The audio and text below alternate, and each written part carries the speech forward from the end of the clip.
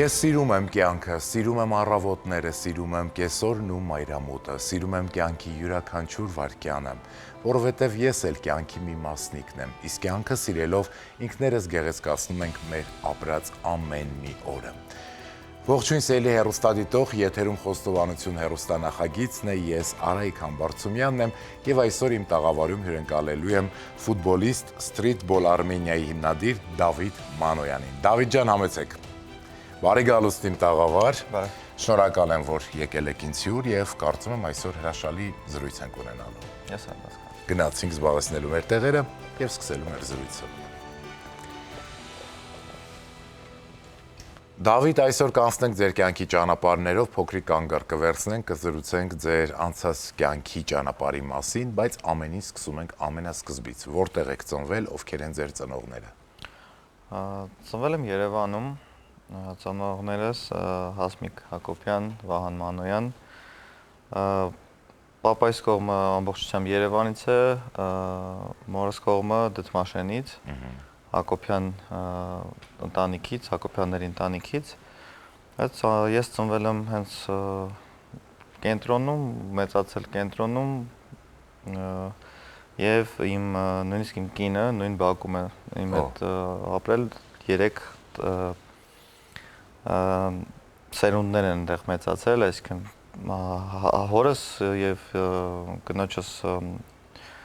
պապայի ընտանիքը, մեր պապերի ընտանիքը, մենք վերջին սերունդն էինք, որ այդ բակում մեծացանք և ընտանիք ստեղծեցինք։ Իսկ ով է ձեր անունը ընտրել, երբևէ հարցրել եք ծնողներին, ինչու Դավիթ, ինչու է հենց այդ անունը ընտրել։ Եթե ճիշտ գիտեմ, հայրս է ընտրել անունը, չգիտեմ, պատճառը չկա, ուղղակի միշտ գովում է, տես ինչ անուն եմ դրել։ Շատ լավ։ Բայց հետո դարձավ Դավիթը mainstream մի հատ անուն չէ, որ շատ է լինում։ Այո, այո։ Բայց 90-ականներին այդքան շատ չէին, էլի։ Ճիշտ է։ Դավիթ, մանկապարտեզ գնացել եք։ Այո։ Գնացել եմ, այո, շատ էի սիրում, բայց ամենասիրածս ժամը այն էր, երբ որ հայրս գալիս էր ինձ մանկապարտեզից վերցնելու, որպեսզի գնայի ֆուտբոլի մարզման, եւ մի քիչ sense գլուխս բարձր, տենց մի քիչ բար կա, տենց ֆիքս տուլավարի, հա, որ բոլորը քնում են, ես գնում եմ ֆուտբոլի, տենց նույնիսկ բանալիների ձայնը հորս մեքենայի լսելուց արդեն գիտեի, որ գնում եմ մարզման։ Այս ամենավառ հիշողություններից է։ Մանկուցասերը դեպի ֆուտբոլ եղել, հա, փոքր տարիքից մտել մանկապարտեզից։ Այո, ես 6 տարեկանից եմ գնացել ֆուտբոլի եւ այդ մի տարին արդեն մանկապարտեզ էի դեռ հաճախում, 7-ից գնացի դպրոց։ Համար դեռ մանկապարտեզի ժամանակ արդեն ֆուտբոլ էի գնում։ Ինչպիսի աշակերտ եք եղել դպրոցում։ Խելոք կարծում եմ, բայց գերազանցիկ չեմ եղել, սկսված երևի 5-րդ դասարանից, որովհետեւ հավաքները,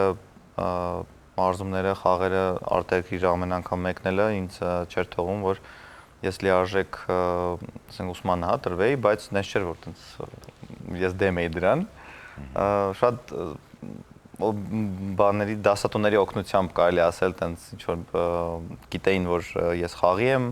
բացականների հետ կապված խնդիրներ չէի ունենում, որտեղ գիտեին պրոֆեսիոնալ ֆուտբոլիստ եմ, բայց սիրել եմ դպրոցը, սիրել եմ ընկերներիս, վատ չեմ սովորել։ Սկզբի 4-5 դասարանը եղել եմ գերազանցիկ։ Դպրոցն ավարտում եք, դպրոցից հետո ինչպես է շարունակվում ձեր կյանքը, այսինքն ճանապարհը, քայլերը ձեզ ուր են տանում։ Մինչև դպրոցի ավարտը արդեն ես պրոֆեսիոնալ ֆուտբոլիստ էի, այսինքն խաղում էի Փյունիկի առաջին թիմում, տարբեր տարիքայինների հավաքականներում արդեն հասցրել էի խաղալ եւ դպրոցի վերջին 2 տարին արդեն գրեթե չեմ եղել դպրոցում, նույնիսկ իմ վերջին զանգին ես ամենավերջում, երբ որ արդեն խորովածը ավարտվել է, ես հասա, որտեղ խաղի էի այդ օրը։ Վերջին տարիները կարելի ասել դպրոցի հետ այնքան շատ չեմ կապում, մի անգամից ոնց որ մեծ կյանք քայլ դրեցի։ Մի պահ փորձում էի ֆիզկուլտուր ինստիտուտ ընդունվել, բայց ես հասկացա, որ ուղղակի դիպլոմ ստանալու համար չեմ ուզի, որովհետև այդ ժամերը, դասերը, որ ես պետքա գնամ սովորեմ, այդ չունեի այդ ժամանակը։ Դա համար որոշեցի, որ այս պահին ինձ պետք չի կենտրոնացա ֆուտբոլի վրա, բայց ես միևնույն ժամանակ սովորում էի լավ անգլերեն, հետաքրքրվում էի տարբեր ինչ որ բաներով, որոնք ես սիրում եմ, որ հետագայում դարձավ կարելի ասել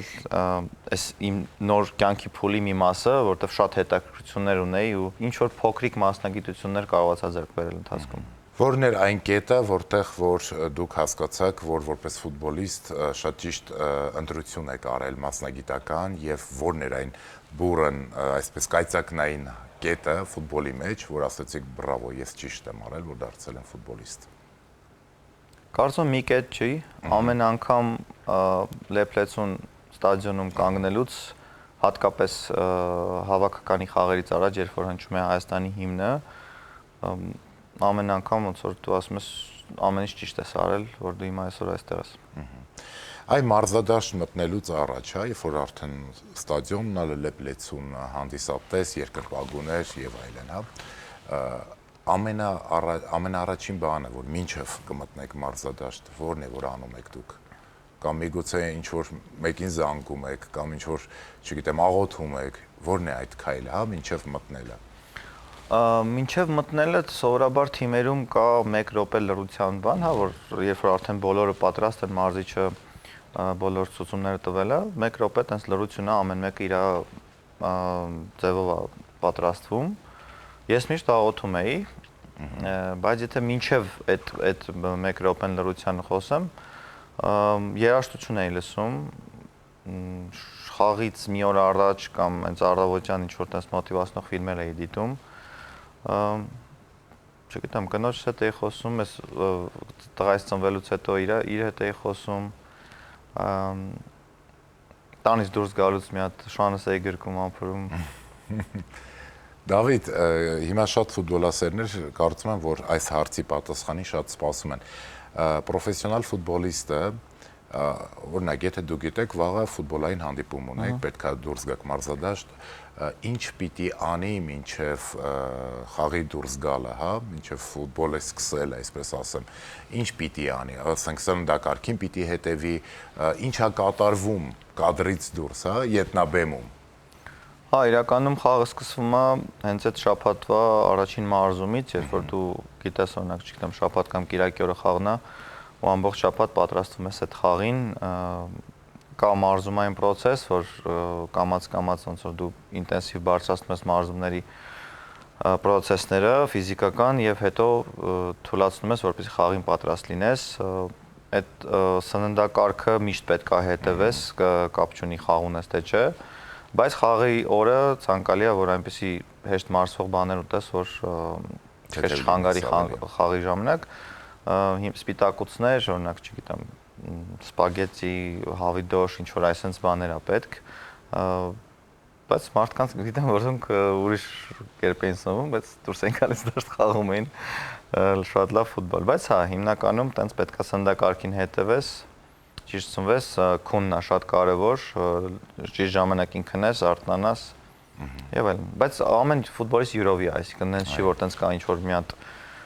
մոդել, որը բոլորի համար աշխատում։ Քանի որ քիչ առաջ պատմեցիք, որ նույն բակում նաև մեծացել է ձեր կինը, ինչ տարիքից, որ տարիքից հասկացաք, որ հենց նա է լինելու ձեր կինը։ Առաջին օրվանից անկեղծ ասած, բայց այդ առաջին օրը մեր մանկությունից հետո էր։ 10 տարեկան հասակում իրենք մեկնեցին Ռուսաստան, մենք մնացինք Երևանում, 8 տարի անց հանդիպեցինք արդեն որպես հասուն չէ, 18 տարեկանը, բայց ամեն դեպքում արդեն չափահաս։ Այո, չափահաս էինք երկուսս էլ։ Առաջին այդ դուրը բացել տեսնելուց հայացքից, երբ որ 8 տարի չես տեսել, արդեն նույնիսկ մոռացել ես ինչ ձև ոնց է ինքը բնավորությունը եւ այլն, տենց միանգամից այդ սեր առաջին հայացքից եղավ, որը առաջին հայացքը չէր մեր, որտեղ մի ամբողջ մանկություն ենք ունեցել։ Չասեմ, որ ամեն ինչ տենց հարթ սահուն ընթացավ, ունեցել ենք վերելքներ, վայրեջքներ, բայց եկավ մի կետ, որ հասկացանք, որ մենք միասին ենք լինելու։ Իսկ եղավ ինչ որ յուրահատուկ սիրո խոստովանություն, թե պարզապես երկուսը թե։ Որովհետև սկզբում ինչ որ sense պատնեշ կար, որ կարծում էինք ինչ որ, չգիտեմ, քույր եղբայր վիճակա, որովհետև մանկություն ենք իրար հետ ունեցել նույն բակում, շատ փոքր բակ էր իրականում։ Եվ այդ սիրո խոստովանությունը անելուց առաջ երևի ավելի շատ էի բան լարված, քան ասենք, չգիտեմ, կարևոր խաղում 11 մետրանոցը իրացնելուց, շատ ինքն էլ անսպասել էր իր մոտ այդ պահը, բայց տենց նորմալ գնաց ամեն ինչը։ Որտեղ եղավ սիրո խոստովանությունը։ Անգլիական այգում։ Պարզապես դուրս եք եկել զբոսնելու։ Պարզապես դուրս ենք եկել զբոսնելու, ասացի, որ ես քեզ որպես ընկեր չեմ վերաբերում, հա։ Ինքս են զարմացավ, մի քիչ թեթև շոկի մեջ, բայց կարող է ձևեր տվել, չգիտեմ։ Իսկ ինչպիսին էր նրա արձագանքը այդ պահին։ Այդ թեթև շոկ կար, հա, բայց արդեն հաջորդ օրը արդեն ձեռք բռնած քայլել, բանցած։ Այդ խոստովանությունից ինչքան անցավ, որ դուք ամուսնացաք։ Մենք ամուսնացել ենք 16 թվին, այսինքն 8 տարի, հա, 8 տարի։ Բայց այդ ընթացքում ոնց որ դելի տարբեր երկրներում ենք ապրում, հենց այն պահը, որ եկավ, որ պետքա միասին ապրեինք ու արդեն ես պետքա մեկնեի Կիպրոս խաղալու, նոր թիմի առաջարկ ունեի, հենց այդ ժամանակ ոնց որ զաքսավորվեցինք եւ իմ հետ եկավ Կիպրոս, բայց մեր ասենք եկեղեցական այդ ինչ որ խնջույքը բանը ամեն ինչը եղավ 21-ին, մեկ մոռանում եմ 21 թվին, եթե տղաս արդեն 1 տարեկան էր։ Այսինքն տղան մասնակցել է ձեր հարսանիքին։ Այո։ Մենք ունենք զաքսավորվել ենք, բայց ընտանիքները, քանի որ իմ ընտանիքը Ամերիկայում է բնակվում, իմ ընտանիքը Ռուսաստանում, 21 թվին կարողացանք բոլորին հավաքել ստեղ եւ դրա համար տենց մի քիչ ուշացած, բայց եղավ։ Կարևորը, որ երկուսից սրտում գեղեցիկ եւ իրական սերն է ապրում եւ միշտ էլ հաճելի, երբ մարդիկ փոքրուց իրար ճանաչում են, հետո կյանքի ճանապարհը նրանց մի ինչ-որ շրջան հեռու է տանում, հետո նորից մոտեցնում է, արդեն նրանք դառնում են մեկ ընտանիք։ Այսօր մեկ բալիկ ունեք, թե 2 արդեն 2 բալիկ։ 40 ամսականը նոր է, որ տղա։ 2 տղա։ 2 տղա։ Դանիելը եւ Աբելը։ Ահա, երբ որ ձեր առաջնեկը ծնվեց ու դուք հայրացաք, հայր դարձաք առաջին անգամ, ինչ զգացողություններ եք այդ պահին ապրում, երբ որ գրկեցիք նրան։ Շատ ծանր ժամանակահատվածում տղաս ծնվեց Դանիելը, առաջնեկս 20 թվի հոկտեմբերի 28-ին, որ իրոք բոլորիս ուշք ու միտքը սահմանի վրա էր եւ տենց ոնց ասեմ, նույնիսկ լիարժեք չես կարող ուրախանալ, որովհետեւ դու քեզ մեղավոր ես զգում ինչ որտեղ, որովհետեւ չգիտեմ, ծնողներ կան, որ իրենց երեխաներին են կորցնում, դու քո երեխային նոր ունեցար, շատ sense mix զգացողություններ էին, ուղղակի պարզապես եկել ենք տուն, ընտանիքի ինչ որ որոշ անդամներ, բարեկամներ եկան, նստեցինք, բայց ոչ մի տոնախմբություն, ընդհանրապես ոչ մի բան չենք ունեցել, բայց այդ առաջին գրկելուց են, որ մի հատ այնց զգացողությունն է, որ ոչինչ հետ չես կարող համեմատել, փոխել, նույն ձև էլ երկրորդ տղայիս ծնունդը լի գրկելով այդ առաջին պահերը, երբ որ դու հասկանում ես, որ դու արդեն հայր ես, բայց այդ ժամանակի ընթացքում է գալիս, երբ մեկ-մեկ մոռանում ես, որ սկզբից նամանվան շատ բան էր, ասես մեկ-մեկ անսովոր, չէ՞։ Անսովոր է, էլի, որ ինչ որ մի հատ փոքր բան կա, որ դու իրա պատասխանատուն ես էլի։ Այո, որ քո անունն արդեն դարձել է հայրան։ Այո։ Դավիթ, ընտանիքի երջանկությունը, ընտանեկան երջանկությունը, ամուր պահելու գաղտնիքը, բանալին, ինչի մեջ է։ Կարծում եմ պետք է բացի վստահությունը լինի նաև հարգանք, լինի փոխհմբռնում, փոքր վեճերը շուտ վերացնել, որտեղ մեկ-մեկ դառնում են իրանք տենց ծնագնդիկի էֆեկտի նման մի հատ տենց մեծ խնդիր, դե չգիտեմ, ինչ-որ սեր, հա, շաբլոն բան ասեմ, որը պարտադիր է, բայց սերը ուղղակի խոսքերով չէ, այլ քո քայլերով, քո ուշադրությամբ, քո ընտանիքի կնոջ, երեխայի կամ ամուսնու հանդեպ շատ բաներից է կախված, բայց էլի կարծում եմ ինչ որ էլի հստակ իդեալական մոդել չկա բոլորի համար, կարծում եմ մեկի համար շատ լավ է որ ամուսինը խիստ է գործումը, ուրեմն սիրում է վիճակը, մյուսը չի ընդունում, այսինքն պետք է ընտրել ներդաշնակության։ Այո, ընտրել այն մարդուն, որը քեզ լրացուցիչ խնդիրներ կյանքում չի առաջացնի, այդտեղից էլ կյանքը շատ բարդ է։ Այո, այո։ Դավիթ, ինձ կասեք, ով է Հարություն Նահապետյանը։ Իմ ընկերը եւ իմ տատու արտիստը։ Վերջին անգամ երբ եք հանդիպել նրան։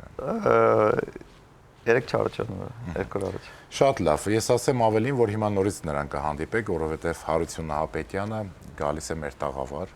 գալիս է ձեզ անակնկալի բերելու, Հարություն համեցեք եւ միացեք մեր զրույցին։ Բարով եք եկել մեր տաղավար։ Բարև ձեզ։ Բարև ձեզ, Դավիթ մանուել, ինչպես եք։ Լավ։ Բայց տեսա սկզբում չասեցի տատու արտիստը, հետո մի կերպ։ Այո, Ես առհասարակ չէի սպասում։ ամենասկզբում նա նշեց ընկեր։ Դա Իհարկե։ արդեն մեծ կշիռ ունեցող գիտենք։ Չէ բոլորս էլ ինչ է նշանակում Աշխարհի ամենալավն է։ Հարություն, շնորհակալ եմ, որ եկել եք մեր տաղավար եւ մեր զրույցի այս հատվածը կլցվի նաեւ ձեր մասնակցությամբ եւ ձեր զրույցով։ Ինչքան ժամանակ է որ ճանաչում եք Դավիթին։ Իրական շատ վաղուց ենք ճանաչում, բայց սկսեցինք մեր հարաբերությունները երբ 18-ից, հա 18-ից։ Տատուն միավորեց մեզ, այո։ Հա 18-ից, բայց 20-ին սաքսոֆոնեցինք արդեն։ Գնացինք Ընկերության իմ 21-ին գնացինք Դուբայ իրար։ Երեխեքով, ընտանիքով գնացինք։ Իսկ առաջին տատուն հենց ձեր Չէ, ես ունեցել եմ 2012-ին Մյունխենում, Հետո հասկացավ իրականը ոնն հետո Մակեդոնիայում,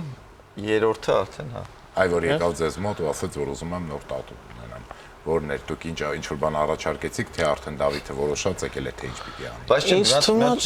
ճշտում ասեմ, ինքը առաջին տատուն խնայով այն ժամանակը որ ինքն է արել, չգիտեմ ինչ որ մոտիվացիոն բան էր ձեռքիս վրա։ Այդ ժամանակ տատու չուներ։ Չունեի այդ ժամանակ 15 օրվա Ես եմ առաջին։ Այսինքն առաջին հենց նա է։ Կյանքի առաջինը ես եմ։ Ժամանակավորը Հարությունի ձեռքի աշխատանքն եղել։ Իսկ այն որ հիմնական, որ մնում է արդեն ժամանակավոր չի, որ գնացիք, ինչ որ բան արդեն ընտրել եք, մտածել եք, թե նաև դիմեցիք ձեր ընկերոջ։ Այդ ժամանակ երկար խոսում էինք նրա մասին, թե ինչ պետք է լինի։ Առաջինը Հետո կամաց Ջասմինն էր, մամայիս անունն էր, այտենց ուզում էի դրան սկսեի։ Հետո եղավ ինչն էր, Վագրը։ Ինչը։ Վագրը, ես Ռոկի Բալբոյի հետ շատ մեծ սիրահար եմ ու այնտեղ մի հատ երգ կա այդ Վագրի աչքերը, դա էի կարող որոշել։ Հետո արդեն եղավ ամենակարևոր տատուն, տղայիս ոտքը անունով, այնպես։ Հիմա ընդհանուր քանի տատու։ Վահագի հետ։ Վագինը հետոն եղավ։ Հա։ Դավիթ ջան, քանի տատու ունեք։ Շատ հա, այդքան շատ։ Շատ չի, չէ։ Այդ ոտքի պրինտը բանում արեցինք, դրսում արեցինք, սարերի մեջ, հետո գնացինք այդ Աբորանի ջրամբարը։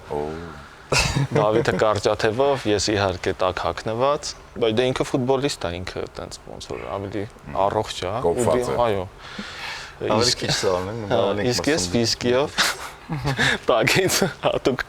ինչ որ սվիտերով բանը, բայց ինքը նստեց այսպես եւ վերջ մինչեւ վերջ դիմանցավ։ Այ դուք միասին նաև ճանապարհորդել եք Դավիթը նշեց որ Դուբայ եք գնացել, նաև ճանապարհի ընկեր է Դավիթը։ Այո։ Հա, շատ ճանապարհի ընկեր է։ Որտեղ ընկերոջ հետ պիտի անպայման ճանապարհ գնաց, որ հասկանաս արդյոք։ 3-4 Վրաստանն հետը 4 երկիր եղել։ Այն անդուր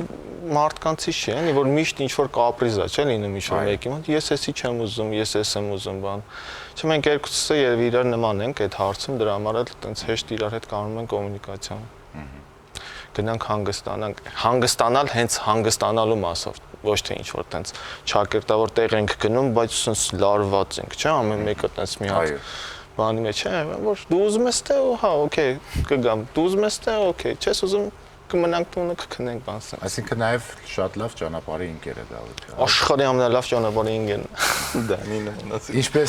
Ինչպեսին է Դավիթը, դուք ինչպես կբնութագրեք։ Հիմա պատկերացրեք ձեր ընկերը, ձեր կողքին չէ, խոսում ենք Դավիթի մասին եւ տվեք նրա բնութագիրը։ Մի բառով Կարող եք մի քանի բառերով։ Դավիթը ես միշտ ասում աշխարհի, հա։ Դավիթը աշխարհի ամենաբարի մարկանցից մեկն է, որը որ համ իր պլյուսն է, համ մինուսն է, չնայած ամեն ինչն է կյանքում համ պլյուսներ ունի, համ մինուսներ, բայց ինքը ցանկացած հարցում կարա քո հետ ընկերակցի, թե դժվար, թե հեշտ պահերին։ Ճանապարհի ընկերա, գիշերը աշխարհի 2-ը լինի ժամը զանգեք, ինքը կգա, կհասնի։ Եթե լսի զանգը։ Հա, եթե լսի զանգը, ինքը տես մի հատ բանիկներ ունի, ինչ որ տենց նոր կարող է ինչ որ տենց iPhone update հանի, որ պետքա 12-ից հետո հեռախոսը ինքն իրան անջատվի, ինքը դա կգործածի։ Այդ էս մարդ է ինքը, բայց որ պունկտուալ է։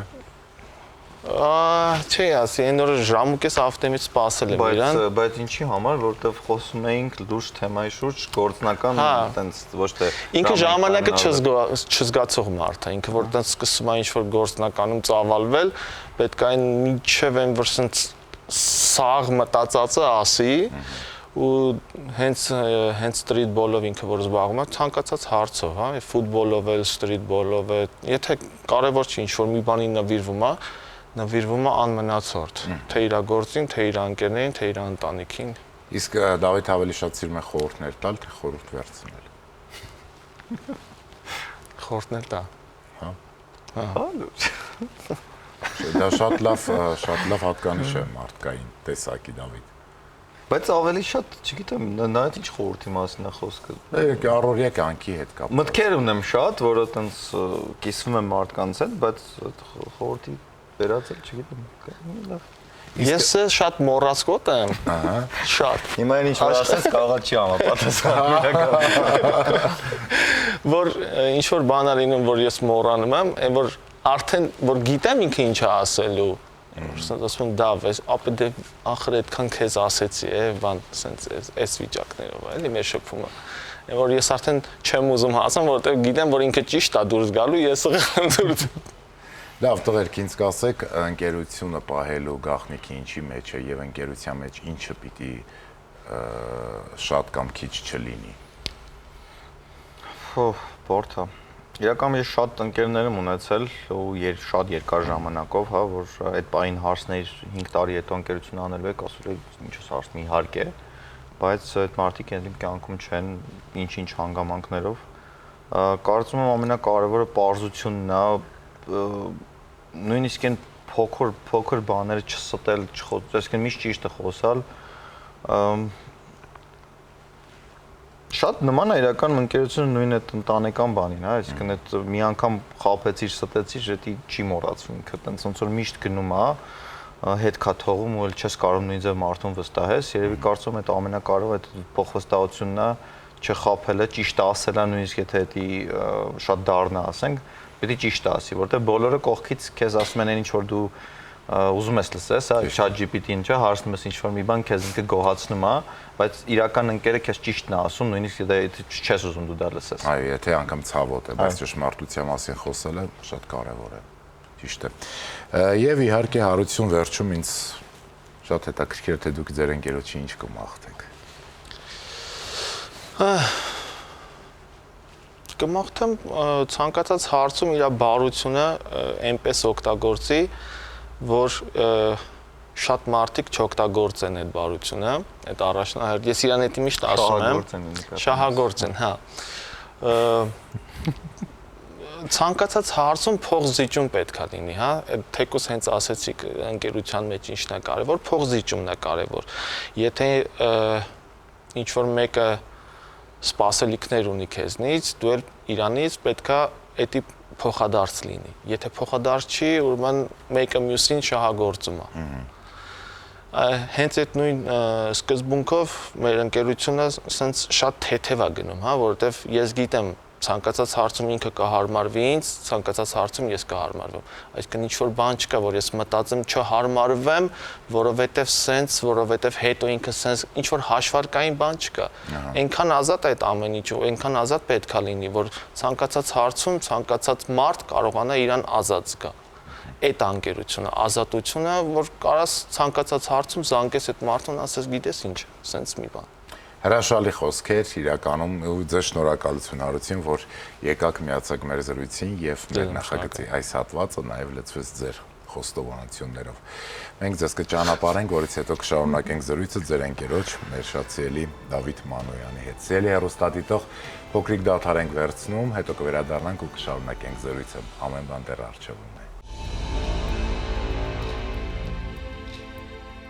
Իմ շատ սիրելի եւ հավատարիմ հեռուստադիտող, վերադարձանք, որ շարունակենք մեր զրույցը, սակայն մինչ կանցնենք մեր զրույցին, ես ուզում եմ բոլորիդ ասել շնորհակալ եմ։ Շնորհակալ եմ, որ դուք մնում եք հավատարիմ եւ անդավաճան։ Մեզ հետևում եք եւ ATV հեռուստաընկերության եթերից եւ մեր բոլոր սոցիալական հարթակներից։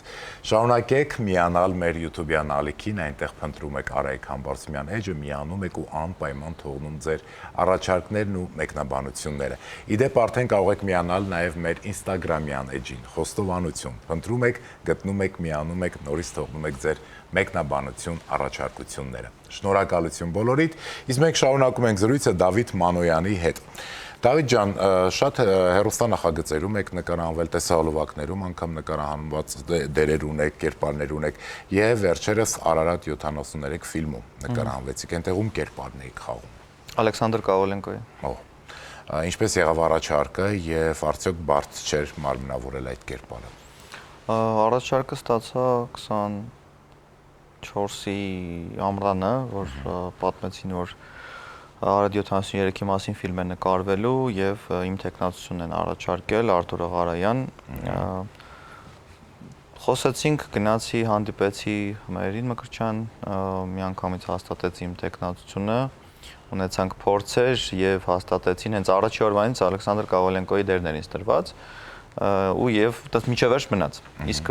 դերասաններ կային, որոնց այդպես ընթացքում փոփոխվեց ըստ, չգիտեմ, այդ փորձերի, բայց իմը մնաց միջև վերջ։ Ասել թե դժվար էր, կարծում եմ չէ,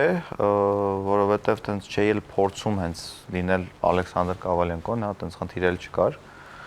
Ֆիլմը ամբողջությամբ ռուսերեն էր եւ իմ ձայնի վրա դուբլաժ չի եղել, այսինքն իմ ձայնն է, ես ամբողջությամբ ռուսերեն ֆիլմում կամ իրականում սկզբից չէի պատկերացնի, որ այսքան մեծ դեր կունենամ ֆիլմում, բայց ընթացքում երևի փորձերից հետո Պարոն Մկրտչյանը ինձ վստահեց շատ մեծ դեր, այսինքն շատ տեքստեր ունեի, շատ կադրերում կայի, նույնիսկ շատ կադրեր կային, որոնք վերջնական ֆիլմի մոնտաժում չեղան, հա,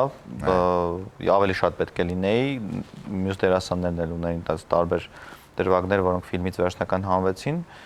եւ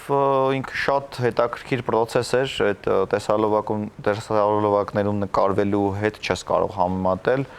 դրանք տևում են, չգիտեմ, 1 օր, 2 օր, իսկ այս ֆիլմի նկարահանումը տևեց շուրջ 2 ամիս, ծանոթացա, ձեռք բերեցի նոր ընկերներ, լավ ընկերներ, դերասան ընկերներ, որոնք չունեի մինչև այդ դերասան ընկեր։ Իսկ որտեղ էին նկարահանումներն իրականում։ Հիմնականում Երևանում ունեցել ենք նկարահանումներ Ծաղկաձորում եւ Հաղպատում, եթե ճիշտ եմ հիշում։ Լորի։ Հա։ Եվ բոլոր ֆուտբոլային դրվագները նկարվել է Հրազդան մարզադաշտում, բայց ֆիլմի մեջ ցուցադրվում է կարծեմ 4 թե 5 ստադիոն, այսինքն դա կոմպյուտերային գրաֆիկայով է արվել։ Շուրջ 10 օր, հա, Հրազդան ստադիոնում նկարահանումներ եղել, հենց ֆուտբոլային դրվագները, նաև Արարատի բազայում Ձորախբյուրում, մարզումային եւ մնացած դրվագները։ Առաջնադիտումը երբ որ եղավ պրեմիերան, հավանեցիք ձեր կերպարը, երբ որ դուք ցես նայում եք արդեն ֆիլմը։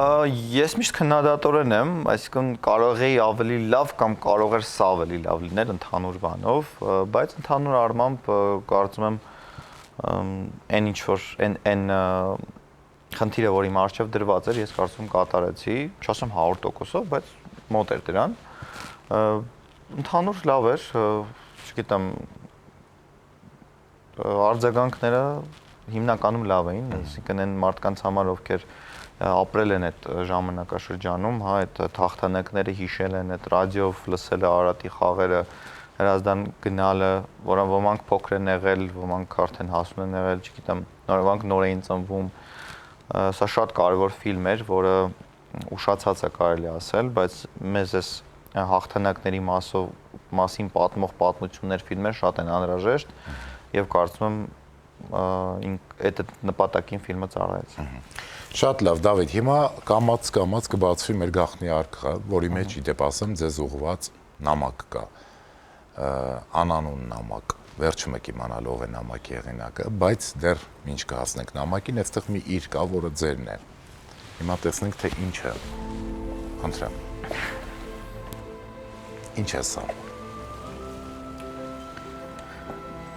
Սա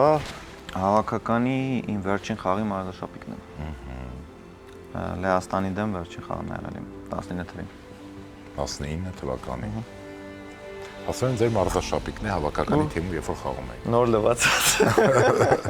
Նոր լվացած։ Գնացինք առաջ, Դավիթ, կյանքում ավելի շատ լռությունն եք սիրում, թե աղմուկը։ Ես այն հանգիստ, пассив հանգիստը չեմ սիրում։ Դրա համար կարծում եմ երևի աղմուկը, բայց ինձ թվում է առանց մեկը մյուսի չի լինի։ 50-50 ասեմ, հա։ Այո։ Այ եթե կյանքի գունապնակից վերցնեք 3 գույն, որ 3 գույները կվերցնեք։ Կարմիր, կապույտ, նարնջագույն։ Կարմիր, կապույտ, նարնջագույն, մեր եռագույնի գույն։ Երկ։ Շատ լավ։ Ինչ է ձեր կարոտի անունը։ Կարոտիս անունը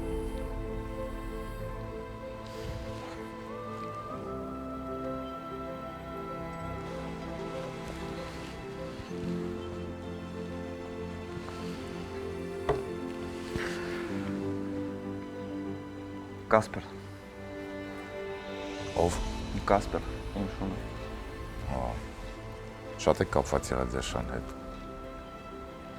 Քանի տարի է նա ձեզ հետ ապրել։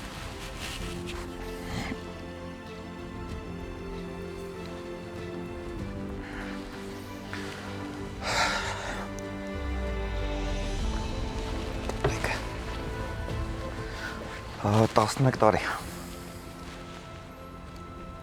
Ես անկեղծ այսպիսի պատասխան չէի սպասում ու այսքան որ պատասխանը հարցը ձեզ կհուզի եւ այսպիսի պատասխան կտակ հավատարիմ են, չէ՞։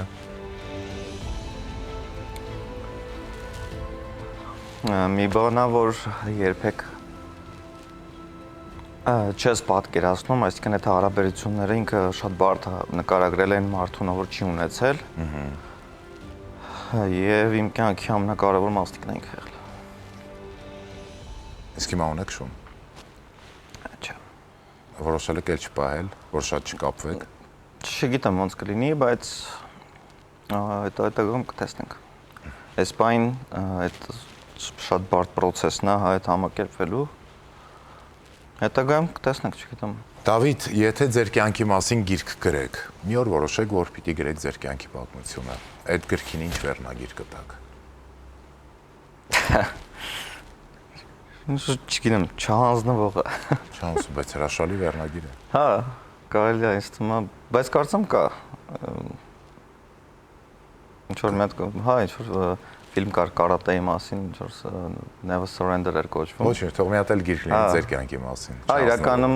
իմ կյանքին շատ է դա վերաբերվում հենց այդ բառը, որովհետև շատ դժվարությունների մեջով եմ անցել, անդադ հաղթարել եմ ու նույնիսկ չեմ էլ մտածել հանձնվելու մասին, դրա համար կարծում եմ։ Իսկ ո՞րն է ձեր կյանքի ամենաբարդ փուլը եղել։ Կարծում եմ հասունացման շրջանը, որտեվ 2003-ից մայրս մեկնած Միացյալ Նահանգներ, մենք ունենք տենց ինչ-որ խնդանական խնդիրներ եւ այդ հասունացման տարիքը իմ համար շատ բարձ ստացվեց, նույնիսկ օրերկային որ չէի ուզում մարզման գնայի, ինձ այդ սիտուացիայում ինձ օգնեց շատ իմ թիմի մարզիչը այդ ժամանակվա եւ իր խորհուրդներով իր այդ ֆուտբոլի հանդեպ սերը փոխանցելով ինձ, որը ես մի պա կորցրել էի, իրոք չէի մտածում ֆուտբոլի մասին, չէի ուզում գնայի, օր ա եղել ուղղակի ձևացրել եմ, որ հիվանդ եմ, որ չգնամ, բայց եղել է մի օր եւ իր հետ խոսելուց, իր հետ այդ սերը տեսնելուց հետո վերականգնեցի ինքս ինձ ֆուտբոլի միջոցով, բայց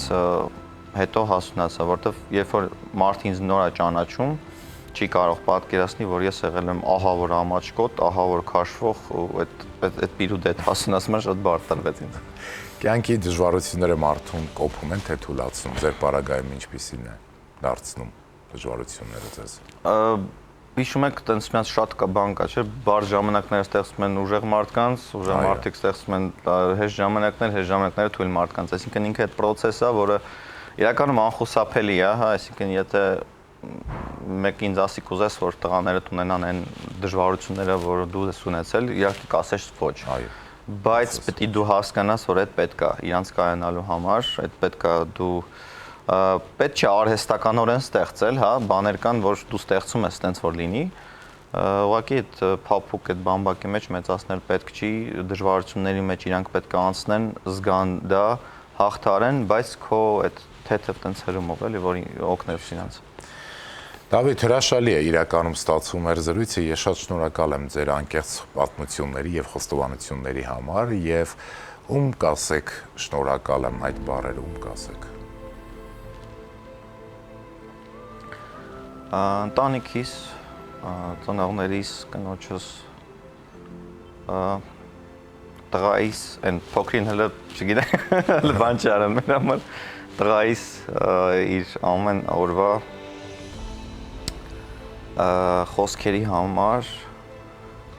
որ ինքը գնահատում է մեզ, հա, իր ծնողներին,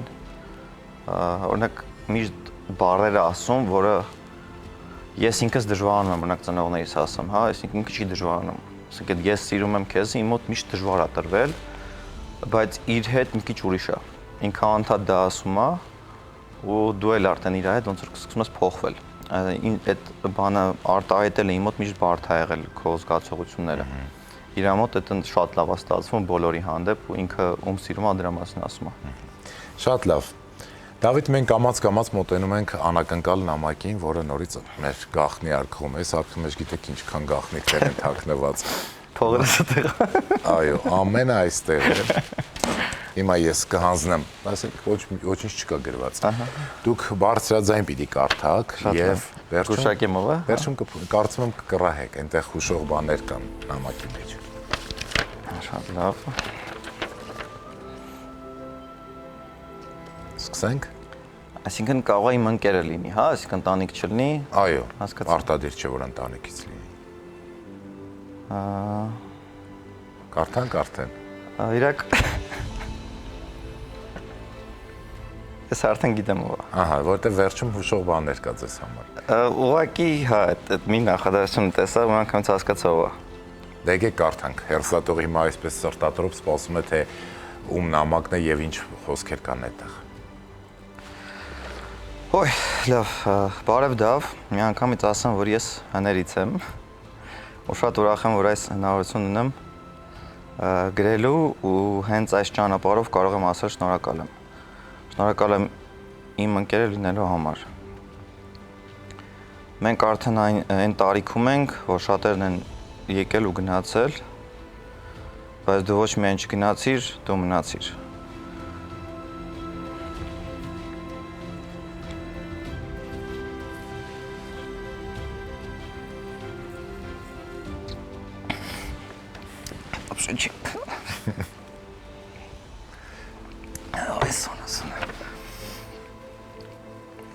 Ու ինչ որտեղ նաև բուժեցիր մեր ընկերությունը։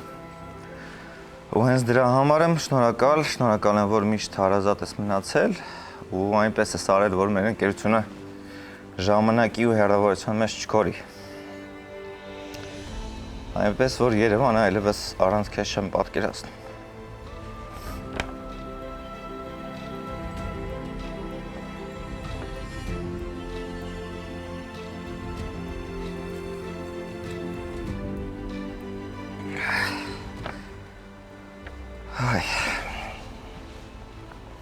Եվ ընդհանրապես, չնայած որ շատ տարբեր ենք, չնայած որ կյանքը մեզ տարբեր ուղղություններով է տարել, ու որ մեկ-մեկ ինձ տայից եմ իմանում կյանքի իրադարձությունների մասին, մենք մեկը միշտ իրար համար կանք։ Ու շատերը դա չեն էլ հասկանա, որովհետև երբեք դա չեն էլ ունեցել։ Պարտադիր է վերջինը կարդամ։ Այո, իհարկե։ Okay, եթե մինչև հիմա չգիտես թե ով եմ, how you doing? Իսկ եթե սրանից հետո էլ չիմացար, with us is never off the table։ Այս friends-ի բառերից է ու Իմ ընկեր Սոնանա, որը Բերլինից է գրում հասկանում։ Այո, Սոնա Նազարյանն է նամակի հեղինակը։ Սոնա, շնորհակալ ենք, որ հեռավոր ափերից Հայաստան եք ուղարկել ու մեր տաղավարը եկել հասել ձեր նամակը, որը շատ հուզեց ձեր ընկերոջը Դավիթ Մանոյանին։ Կպատմեք մի փոքր Սոնայի մասին, ինչպես եք նրա հետ ծանոթացել եւ ով է Սոնան իրականում։ Ծանոթացել ենք ունեի մի հատ ընկերուհի, հա, ինչ-որ մի որոշ ժամանակ, որը Նյու Յորքից էր ու իր մոտիկ ընկերուհին էր։ Տենց հետո ինքը մեկնեց Նյու Յորք, դրանից հետո Սոնայի հետ անդադ ինչ-որ քաղաքի կենտրոնում տենց անդադ տեսնում ենք, հանդիպում ենք, սկսեցինք շփվել ու չգիտեմ, տենց կամաց դարձավ իմ կյանքի մի անբաժան մասը ու կապ չուներ թե որ մեկիս հետ ինչ զույգ կար, հա, ասենք, չգիտեմ, մինչև Շուշան օրինակ, չգիտեմ, ունեն ընկերուներ կամ Շուշանի ժամանակ էլ նույնիսկ մեր հարաբերությունները այդ երբեք չէր խանգարում մեր իմ ու Սոնայի ընկերությանը, նույնն էլ իր դեպքում, հա, ասենք, իր ընկերները էլի նույն ձև, այսինքն մի հատ սահման կար, որ ասում ենք մեր ընկերությանը հանկարծ չկպնեք, այսինքն այդ մեր մոտ միշտ եղել է ու դրա համար ամենաբարդ ժամանակահատվածում էլ երբ որ ես վնասվածք ունեի ու չէի խաղում մոտ 2 տարի, այդ ժամանակ շատ ծանր process ենք անցել միասին, իր անձնական խնդիրներով էլ իմն էլ, ոնց որ sense մեր ցավը դառնում էր միշտ ընդհանուր եւ ինքը ճիշտ է ասում, ինչքան էլ որ մենք չտեսնվենք, ասենք, չգիտեմ, 2-3 ամիսը մեկ իրար գրենք, մենք գիտենք դա նրանից չի, որ մեկս մյուսի մասին մոռացել է։ Երևան գալուց առաջին զանգը ինձ է, եթե ես Բերլին եմ գնում, առաջին զանգը իրանն է։ Այնտեղ շատ սիրուն տող կար գրված, որ դու բուժեցիր մեր ընկերությունը։ Շատ սիրուն էր այդ խոսքերը, իրական սիրուն էր ասված։ Հա, չգիտեմ կոնկրետ ինչ եմ արել, բայց մի բան արել եմ, որ չեմ էլ գիտակցել նույնիսկ։ Սոնա, նորից շնորհակալ ենք։ Շատ թանկ մարդ եք փաստորեն Դավիթի համար։ Հակառակ դեպքում Դավիթը չէր հուզվի եւ անտարբեր կանսերային խոսքերի կողքով, որոնք որ ձեր գրած նամակի մեջ էին։ Դավիթ, իս ձեզ էլ շնորհակալ ենք, որ եկել եք մեզ հյուր եւ այսքան սիրուն ստացվեց մեր զրույցը։ Շնորհակալ եմ նաեւ շատ անկեղծ լինելու համար, ինչը միանգամից նկատվում է։ Շնորհակալ եմ արել։ Սելի հեռուստադիտող, այսպիսին էր Դավիթ Մանոյանի կյանքի պատմությունը եւ խոստովանությունը։ Կյանք է եւ մի ակնկալի անփոթորիկ ծով։ Եթե խորտակվում ես, ինչ որտեղ մեղքը նաեւ քոնն է։ Ուր է խարիսխդ։ Շարունակեք հետևել մեր եթերներին, շարունակեք խոստովանել, որովհետեւ միգուցե վաղն արդեն ուշ լինի։ Իսկ մենք կհանդիպենք հաջորդ շաբաթ նոր ու հետաքրքիր կյանքի պատմություններով։